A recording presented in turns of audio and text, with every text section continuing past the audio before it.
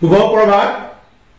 সংযুক্ত মুক্তি বাহিনী অসম স্বাধীন সংগঠনৰ সৈনিক দিৱস উপলক্ষে আজিৰ এই গৌৰৱান্বিত দিনটোত নিজৰ জন্মদাত্ৰী মাতৃভূমিক পৰাধীনতাৰ কবলৰ পৰা মুক্ত কৰা উদ্দেশ্যে সন্মিলিত সহস্ৰ জাতীয় মুক্তি বিপ্লৱত জাগ্ৰত প্ৰহৰী হিচাপে অসাধাৰণ ত্যাগ নিষ্ঠা আৰু দায়বদ্ধতাৰে বিৰামহীনভাৱে কৰ্তব্য পালনত তীব্ৰ হৈ দেশ সেৱাৰ দৃষ্টান্ত দাঙি ধৰা প্ৰতিগৰাকী বিপ্লৱী সৈনিক বন্ধুলৈ মোৰ হৃদয়ৰ নিবিড় কোণৰ পৰা বৈপ্লৱিক অভিনন্দন আৰু সামৰিক শুভেচ্ছা যাচিলো।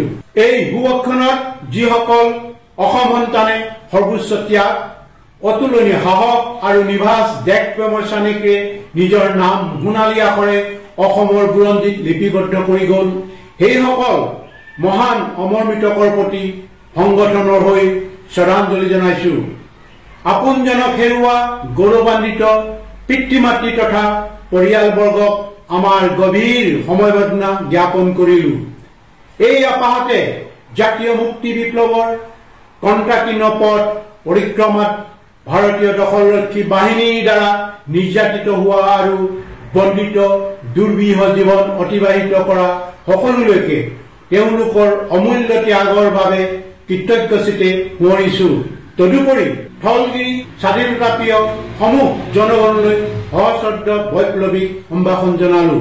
প্ৰিয় বিপ্লৱী সহযোদ্ধাসকল, ঔপনিৱেশিক ভাৰত ৰাষ্ট্ৰৰ অন্যায় অবৈধ শাসন আৰু জাতীয় শোষণ নিপীড়নৰ বিৰুদ্ধে অকুতুভয় মুক্তি সেনানীৰ নিঃস্বাৰ্থ দেশপ্ৰেম দুৰ্জয় সাহস উৎসৰ্গকৃত মনোভাৱ তথা নিৰ্বাস বৈপ্লৱিক সত্তাৰ সৈতে জড়িত এক তেজস্বী প্ৰতীক সংগঠনৰ আজি এই সৈনিক দিৱস, যত দিন প্ৰতিদিন উদ্ভাৱিত হয় গণসৈনিকৰ সামৰিক সংস্কৃতি আৰু সংগঠনৰ নীতিগত লক্ষ্য উদ্দেশিত নিবেদিত প্ৰাণপ্ৰণ সংকল্প।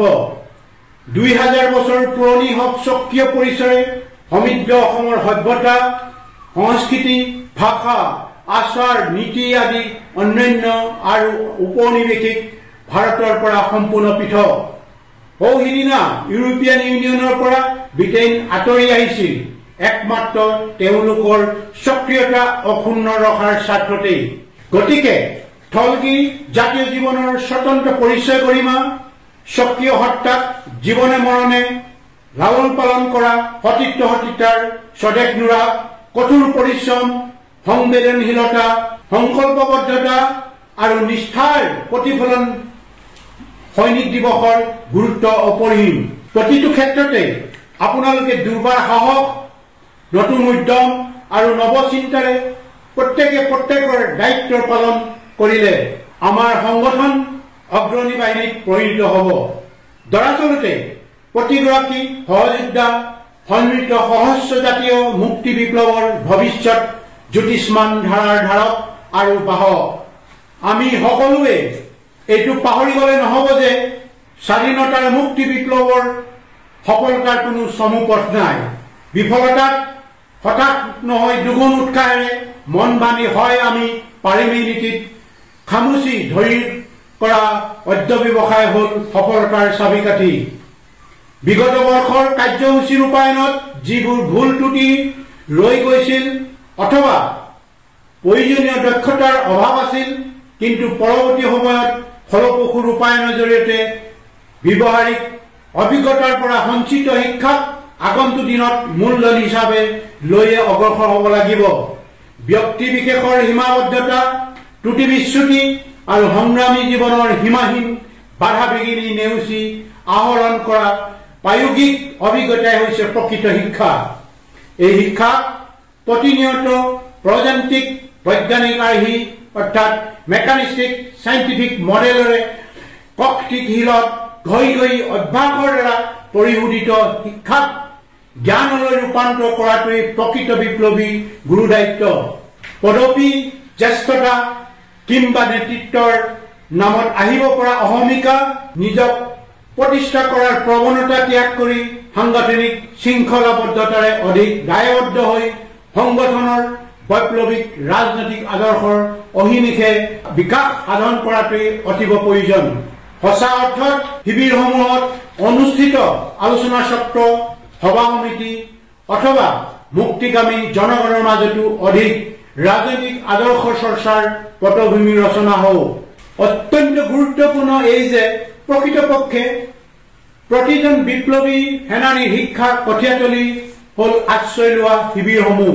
শিবিৰৰ যথাৰীতি পাৰিপাৰ্শ্বিক পৰিৱেশে তেওঁলোকৰ শাৰীৰিক মানসিক স্বাস্থ্যত প্ৰভাৱ পেলায়। সেয়েহে প্ৰতিজন বিপ্লৱী সৈনিকক উপযুক্তভাৱে গঢ়ি তোলাৰ ক্ষেত্ৰত শিবিৰৰ কৰ্তৃপক্ষৰ অনবদ্য ভূমিকা সন্দৰ্ভত কাৰো দ্বিমত থাকিব নোৱাৰে। এনে পৰিপ্ৰেক্ষিতত একোগৰাকী জ্যেষ্ঠ বিষয়া সদস্যাৰ দৈনন্দিন আচাৰ ব্যৱহাৰ, চিন্তা চৰ্চাৰ গুণগত মানদণ্ড, আবেগ অনুভূতি আদিয়ে শিবিৰসমূহৰ অভূতপূৰ্ব প্ৰভাৱ পেলায়। দুই এক জ্যেষ্ঠ সদস্যাই যদি নিজৰ আচৰণ শুধৰাব নোৱাৰে তেনেহলে শিবিৰত সাধাৰণ সৈনিকৰ বিপ্লৱী নৈতিকতাৰ মানদণ্ড উন্নত হব কিদৰে? তেনেস্থলত কোনেও এনেকুৱা কুৰুচি দৃষ্টান্ত দাঙি ধৰাটো উচিত নহয় যিবোৰে শিবিৰৰ নিয়মানুৱৰ্তিতা, বিপ্লৱী নৈতিকতা তথা সামৰিক সংস্কৃতি অনুশীলন বিঘ্নিত কৰিব পাৰে। জনগণৰ মাজতে হওক নতুবা সংগঠনৰ ভিতৰৰ হওক পৰিহীনিত আচাৰ ব্যৱহাৰ আৰু সবল বিপ্লৱী নৈতিকতা প্ৰতিফলিত হোৱাটো একান্ত বাঞ্ছনীয়। বিপ্লৱী শিক্ষাৰে শিক্ষিত হল বুলিয়েই কেতবোৰ সীমাবদ্ধতা আৰু মানৱীয় ত্ৰুটি অস্বীকাৰ কৰিব পৰা নাযায়, বৰঞ্চ কোনো ব্যক্তি সমালোচনাৰ উৰ্ধত নহয়। তেনে প্ৰেক্ষাপটত সামৰিক শৃংখলা আৰু অনুশাসনৰ ভিত্তিত ভুলবোৰ গঠনমূলকভাৱে আঙুলিয়াই দিলে সেইবোৰ শুধৰণিৰ নিতান্ত দৰকাৰ। কিন্তু তাৰ পৰিৱৰ্তে উগ্ৰতা প্ৰদৰ্শন কৰাটো যুক্তিহীনতাৰ লক্ষণ। উদ্ভট আচৰণ আৰু অনৰ্থক চিঞৰ বাখৰে নিজৰ মত আৰু যুক্তি সাব্যস্ত কৰিব বিচৰা প্ৰৱণতা গ্ৰহণযোগ্য নহয়। ই সৈনিক সংস্কৃতিৰ পৰিপন্থী। এই ক্ষেত্ৰত আমাৰ সহযোদ্ধাসকলে সাংবিধানিক সাধাৰণ আচৰণবিধি আৰু ব্যক্তিগত আচৰণবিধি হৃদয়ংগমৰ মাধ্যমেৰে ঐকান্তিক আনুগত্য প্ৰদৰ্শন কৰা উচিত। তেতিয়াহে সামৰিক শৃংখলা আৰু অনুশাসনৰ মাজেৰে শিবিৰসমূহ পৰিচালনাৰ সহায়ক হ'ব। লগতে সহযোগী বিপ্লৱী বন্ধুসকল আত্মবিশ্বাসী আৰু সুপ্ৰতিভ হৈ অনুপ্ৰেৰণাৰে জ্যেষ্ঠজনক অনুসৰণ কৰিব। এখন দীৰ্ঘম্যাদী সহস্ৰ বিপ্লৱৰ বাবে সুস্থ পৰিৱেশ সৃষ্টিত আমাৰ আয়োগ বিষয়াসকলে ইয়াৰ গুৰিয়াল। সকলোৱে এই নৈতিক দায়িত্ব কাণ পাতি লৈ যদি প্ৰথমে নিজৰ আচৰণ শুধৰাব নোৱাৰে তেনেহলে শিবিৰত সাধাৰণ সৈনিকৰ বিপ্লৱী নৈতিকতা গঢ়ি তোলাটো সম্ভৱ নহব। এইখিনিতে মই প্ৰাসংগিক বিষয় এটা উল্লেখ কৰাটো উচিত বুলি ভাবিছো। শিবিৰ অথবা অভিযানবোৰত অংশ লোৱা দুই এক সহযোদ্ধাৰ বিশ্বাস ভংগই সৃষ্টি কৰা লজ্জাজনক আৰু উদ্বিগ্নতাৰ দিশটো সকলোৰে মানসিক সহস্ৰৰে আন্তৰিকভাৱে মূল্যায়ন প্ৰয়োজন আছে। কিয়নো কৰ্তব্যপৰায়ণ আৰু নিবেদিত প্ৰাণ হলেহে আমি ইপ্সিত লক্ষ্যত উপনীত হ'ব পাৰিম। সময়ানুৱৰ্তী একনিষ্ঠ সাধনা, কষ্ট সহিষ্ণু আদি গুণেৰে সুভাষিত হৈ যেতিয়া একান্ত মনৰ নিভৃত পুনৰ তাগিদাত কিবা এটা কৰিবৰ প্ৰয়াস কৰে তেতিয়া তেওঁ সফলতাৰ আজুৰি আনিবলৈ সক্ষম হয়। প্ৰজান্তিকতাৰ বৈজ্ঞানিক আৰ্হিয়ে কামৰ প্ৰতি শ্ৰদ্ধা, ভাল পোৱাৰ ভাৱলৈ কাম কৰিলে সুফল অনিবাৰ্য আৰু প্ৰশাসনিক বিষয়াসকলে বুজিব লাগিব যে তোষণ নীতিত সংগঠনৰ আদৰ্শই কেতিয়াও স্থান নাপায়। ইয়ে বিভিন্ন ছল চাতুৰিয়ে নিজকে প্ৰাসংগিক কৰি ৰাখিবলৈহে আদৰ্শক নিবাসন দিব বিচাৰে। হয়তো পিছলৈ পৰস্পৰৰ মাজত মতান্তৰ ঘটিব পাৰে যিটো অবাঞ্ছিত।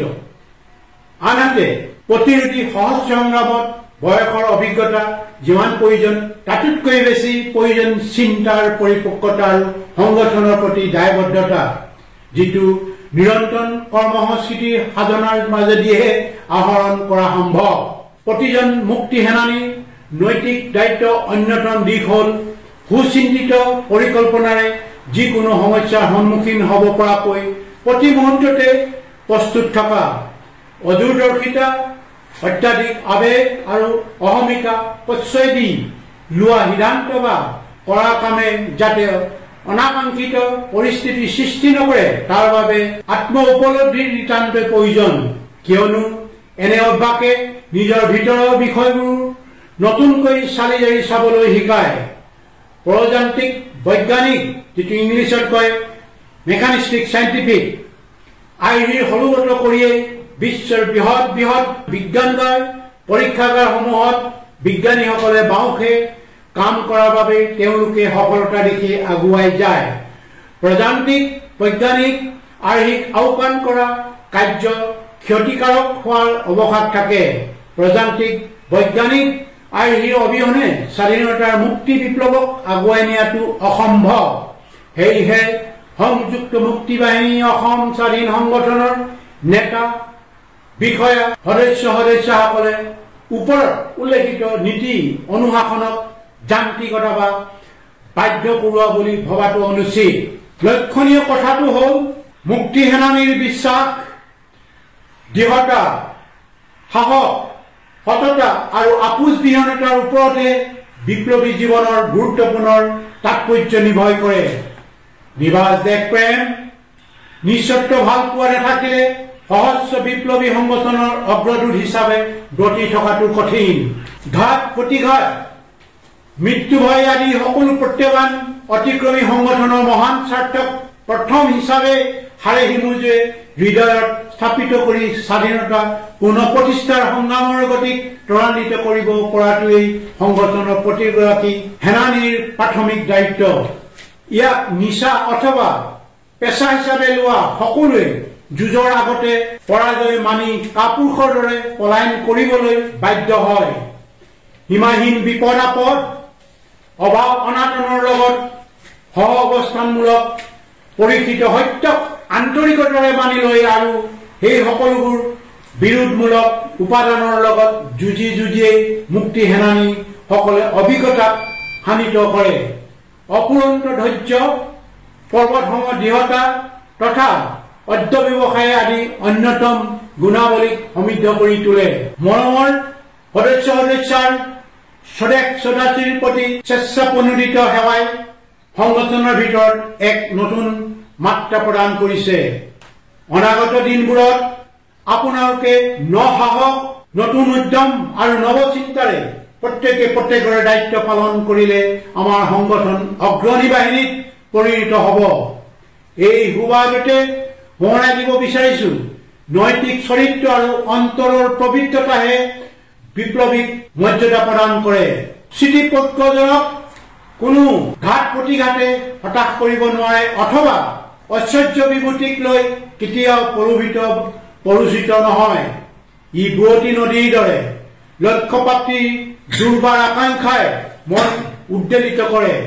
সংগ্ৰামী জীৱনক পৰিণত ৰূপত আগুৱাই নিয়াৰ অন্যতম উপায় হ'ল সংগঠনৰ প্ৰগতিৰ স্বাৰ্থত নৱ নৱ ৰণকৌশল সৃষ্টি অথবা উৎপাদনশীল কামত নিজকে নিয়োজিত ৰখা। যিহেতু স্বাধীনতা সংগ্ৰামত সকলো প্ৰকাৰ কামেই গুৰুত্ব আৰু মহত্ব সমান। অতি সম্প্ৰতি স্মাৰ্টফোন, ইণ্টাৰনেটেৰে সমৃদ্ধ বিজ্ঞান প্ৰযুক্তিৰে আনি দিয়া অপৰ্যাপ্ত সা সুবিধাৰ প্ৰয়োগেৰে যাতে বিপ্লৱী হত্যাক ঋণাত্মক প্ৰভাৱ পেলাব নোৱাৰে তাৰ প্ৰতি অধিক সচেতন হোৱাৰ প্ৰয়োজন আছে। নহলে অত্যাধিক মোবাইল প্ৰীতিয়ে কৰ্মসংস্কৃতিক বিৰূপ প্ৰভাৱ পেলাব পাৰে। প্ৰতিগৰাকী সহযোদ্ধাই সংগঠনৰ নীতি আৰু বৈপ্লৱিক ৰাজনৈতিক আদৰ্শৰ সৈতে নিজ সত্তাক অভিন্নতাৰে সম্পৃক্ত কৰাৰ ক্ষেত্ৰত দ্বিধাগ্ৰস্ত হলে মহান জাতীয় স্বাৰ্থ কিংবা আদৰ্শ নিষ্ঠাক লৈ সংকীৰ্ণ স্বাৰ্থ পূৰণ আৰু প্ৰতিষ্ঠা লাভৰ প্ৰৱণতা গঢ় লোৱাটোহে স্বাভাৱিক। তেতিয়াই এগৰাকী দেশপ্ৰেমিকৰ স্খলনৰ সূত্ৰপাত ঘটি চৰম পৰ্যায়লৈ যাব পাৰে। অতীত অভিজ্ঞতা তাৰ সাক্ষী। সেয়েহে সাংগঠনিক তথা ব্যক্তিগত অনুশাসন, সামৰিক শৃংখলা আৰু সাংবিধানিক বিধি বিধানৰ বিৰুদ্ধে পোখা মেলিব ধৰা প্ৰৱণতা ৰোধ কৰিবলৈ হলে আমাৰ জ্যেষ্ঠ বিষয়াসকলে পৰামৰ্শদাতা অভিভাৱকৰ ভূমিকাত অৱতীৰ্ণ হ'ব লাগিব। সংগঠনৰ ৰাজনৈতিক আদৰ্শক নিজ সন্তানৰ দৰে পালনৰ যোগেদি প্ৰতিৰোধী আইন যুদ্ধৰ কৌশল বিকশিত কৰাটো বাস্তৱতাৰ দাবী। নহলে প্ৰতিনিয়তৰ হিন্দী বলয় সৰ্বৰাশী সাঁতোৰাৰে এনেদৰে সম্প্ৰসাৰিত হৈছে যে জাতীয় জীৱনৰ প্ৰতিটো অংগতে ইয়াৰ কুপ্ৰভাৱ বিৰাজমান। এনে পৰিপ্ৰেক্ষিতত এইটো প্ৰশ্নাতীতভাৱে সত্য, অসমৰ মাটি পানী বায়ুৰ লগত সামঞ্জস্য ৰাখি বৈজ্ঞানিক চিন্তাধাৰাৰ আলোকত প্ৰগতিশীল জাতিৰ বাবেহে শক্তিশালী কৰিব পাৰে থলগিৰিৰ মাটি ভেটি জাতি। অসমৰ জ্বলন্ত জাতি সমস্যা, আৰ্থ সামাজিক বৈষম্য দূৰ কৰা, ৰাজনৈতিক স্থিৰতা, বহন সক্ষম উন্নয়নৰ বিজ্ঞান স্বাধীন জাতিৰ সামৰিক শক্তিৰ ওপৰত ভৱিষ্যতৰ নিৰ্ভৰশীল। অসমৰ প্ৰাণৱন্ত অতীত বুৰঞ্জীয়ে সেই কথাই সোঁৱৰায়, অন্যথা ইয়াৰ কোনো বিকল্প নাই। এই কথা সকলোৱে মনত ৰখা উচিত যে সংযুক্ত মুক্তি বাহিনী অসম স্বাধীন সংগঠনে অৱতাৰণা কৰা সমৃদ্ধ সহস্ৰ জাতীয় মুক্তি বিপ্লৱ কেতিয়াও বিফল হ'ব নোৱাৰে। কিয়নো আমাৰ হেৰুৱা স্বাধীনতা পুনৰুদ্ধাৰৰ সংগ্ৰাম বিফল হোৱা মানে অজগৰৰ দৰে এফালৰ পৰা গিলিবলৈ ধৰা ঔপনিৱেশিক ভাৰত ৰাষ্ট্ৰযন্ত্ৰৰ ওচৰত বুৰঞ্জী প্ৰকৃত এটা জাতি চিৰদিনৰ বাবে অস্তিত্ব হেৰুৱাৰ অৰ্থাৎ স্বাধীনতাৰ বেলি চিৰকালৰ বাবে নিবাপিত হোৱাৰ আৰু পৰাধীনৰ দাসত্ব মানি লোৱা। কালজয়ী জাতিৰ ঐতিহ্যবাহী বুৰঞ্জীয়াত প্ৰায় 200 বছৰীয়া পৰাধীনতাৰ জীৱন্ত দলিলৰ ওপৰত আধাৰিত বাস্তৱ সত্যই হ'ল সবাতোকৈ ডাঙৰ শক্তি, যাক কোনেও অস্বীকাৰ কৰিব নোৱাৰে। তৎসত্বেও ইয়াৰ বাবে সময়ৰ পৰীক্ষা দিব লাগে। ধৈৰ্য আৰু সহিষ্ণুতাৰ তাৰ চাবিকাঠি। নিজ নিজ ক্ষেত্ৰত সম্পাদিত কৰ্মই যিহেতু প্ৰত্যেকৰে পৰিচয় স্বাক্ষৰ বহন কৰে, গতিকে প্ৰতিটো কাম মনে প্ৰাণে সততাৰে আত্মনিয়োগ কৰা উচিত। নিজ দায়িত্ব আৰু কৰ্তব্য পালনৰ লগত সংগঠনৰ নীতিগত লক্ষ্য উদ্দেশ্যক একভূত কৰাটো সততা। বিপ্লৱী সৈনিক বন্ধুসকল, আমাৰ সংগঠনে বিশ্ব ভূ ৰাজনীতিৰ গতিবিধিৰ ওপৰত দৃষ্টি ৰাখি সহস্ৰ ৰাজনীতিত সঠিক ৰণকৌশলৰ জৰিয়তে কেনেকৈ সুযোগ সৃষ্টি আৰু যথোপযুক্ত সময়লৈকে অপেক্ষা কৰিবলৈ অফুৰন্ত ধৈৰ্য অদম্য সাহসেৰে কিদৰে নিজক অধিকাৰ সাব্যস্ত কৰিব লাগে তাক ভালদৰে জানে। এয়া প্ৰত্যয়যুক্ত সময় শিকনি। বৈশ্বিক জগতৰ ঘটনা পৰিঘটনা গমি পিটি চালেই তাৰ যুক্তিকতাৰ আধাৰ বিচাৰি পোৱা যাব। গতিকে সুৰুচমুখী লক্ষ্য উদ্দেশ্য নিমিত্তে বাট বন্ধাৰ দায়িত্ব কেৱল নেতৃত্বৰ কান্ধত দিলেই জানো হ'ব। নেতা বিষয়া সদস্যাৰ ঐক্যবদ্ধ সামূহিক প্ৰচেষ্টা, নিয়মানুৱৰ্তিতা আৰু সময়নিষ্ঠাৰ লগতে সাধনালব্ধ প্ৰচেষ্টাই দীৰ্ঘম্যাদী জাতীয় মুক্তি বিপ্লৱৰ ভেটি দৃঢ় কৰিব পাৰিব। মনত ৰাখিব, সফলতা কেৱল ব্যক্তিগত কৃতিত্ব নহয়, বৰং ই এক সামূহিক নিৰলস আৰু নিৰবিচ্ছিন্ন প্ৰক্ৰিয়া। এনে পটভূমিত নিজেই নিজক প্ৰশ্ন কৰিবলৈ ললে আচলতে সামৰিক সংস্কৃতি সহস্ৰ জাতীয় মুক্তি বিপ্লৱৰ সত্তাৰ পৰিকাঠামো বহুলাংশে শক্তিশালী হৈ উঠিব। সমসামৰিক জটিল পৰিস্থিতিত সামৰিক অভিযানৰ লগতে সংগঠনৰ যিকোনো কাৰ্যসূচী সফল কৰাত আপোনালোকৰ অতি গুৰুত্বপূৰ্ণ ভূমিকাই সংযুক্ত মুক্তি বাহিনী অসম স্বাধীন সংগঠনলৈ গৌৰৱ কঢ়িয়াই আনিছে।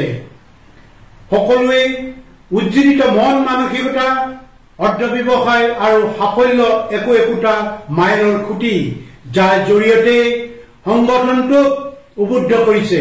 সেয়েহে স্বাধীনতাৰ সেনানীসকল কেতিয়াও সফলতাত অত্যুৎসাহী বা বিফলতাত হতাশ নহয় নৱ উদ্দীপনাৰে নিজৰ ভিতৰতে একোখন আমৃত্যু পৰ্যন্তৰ যুঁজৰ পৰিমণ্ডল গঢ়ি তোলক।